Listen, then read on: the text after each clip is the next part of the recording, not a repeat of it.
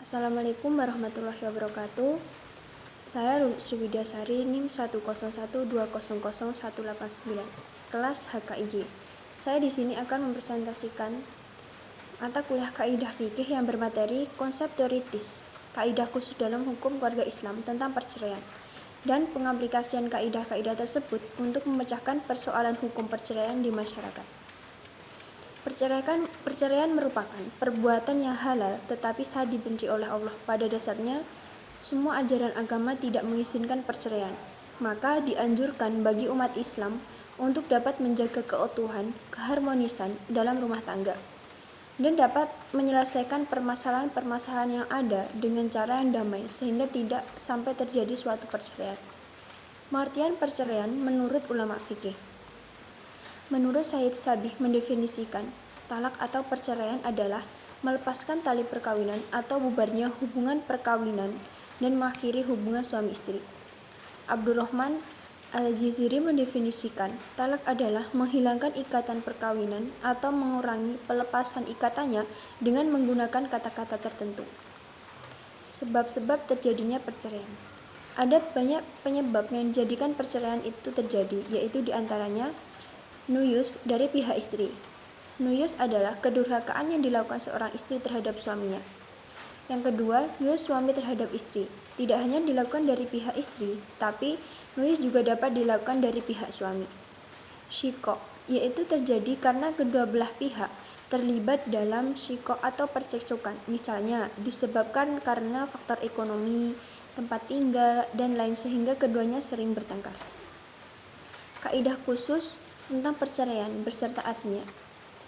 Kaidah khusus tentang perceraian beserta artinya yaitu Bismillahirrahmanirrahim, Darul mafasid muqaddamun ala jalbi masolih, yang artinya menolak kerusakan itu didahulukan dari meraih kemaslahatan.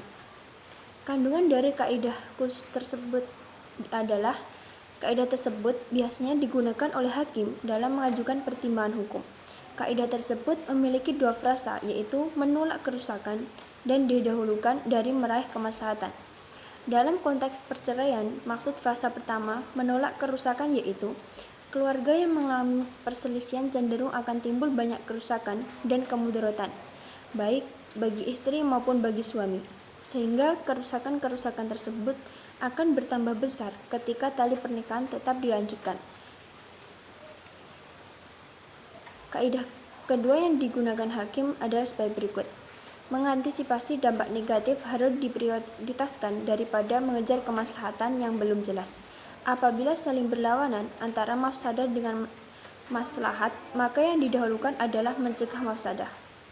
Makna kaidah tersebut juga memiliki maksud di mana memutuskan pernikahan adalah jalan untuk mengantisipasi dampak negatif yang telah pasti adanya pada tetap mempertahankan pernikahan, walaupun maksud mempertahankan pernikahan tersebut, baik dalam kasus rumah tangga yang mengalami konflik, terdapat di dalamnya unsur mafsadat dan maslahah sekaligus.